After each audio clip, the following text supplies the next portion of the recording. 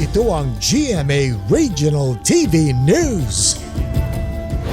Oras na para sa maiinit na balita ng GMA Regional TV mula sa Luzon. Makakasama po natin si Chris Zuniga.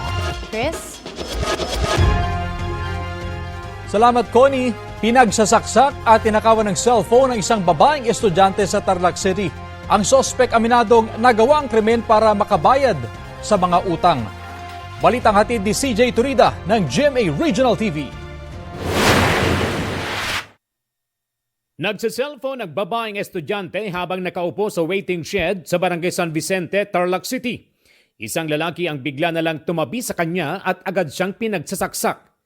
Pinilit ding inagaw ng lalaki ang cellphone ng biktima.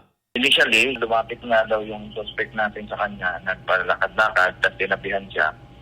Bigla na lang siyang sinaksak. Then after that, dinampot yung cellphone niya. Sugatan ang 12 anyos na batang babae ayon sa pulisya. Agad namang natunto ng suspect sa tulong ng isang concerned citizen. Napansin namin na bumili siya dun sa isang tindahan.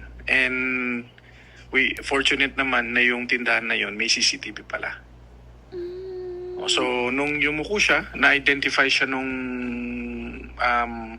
may-ari ng tindahan. And then pinuntahan na ng kagawad ko yung address niya, voluntary naman siya sumuko. Sinabi ng suspect sa pulisya na nagawa niya ang krimen dahil sa kagustuhang mabayaran ang kanyang mga utang. Na-recover mula sa suspect ang screwdriver na ginamit bilang panaksak at ang ninakaw na cellphone.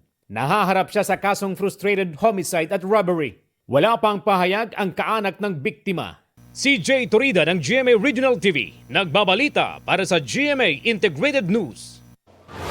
Kapuso, para sa mga maiinit na balita, mag-subscribe sa GMA Integrated News sa YouTube.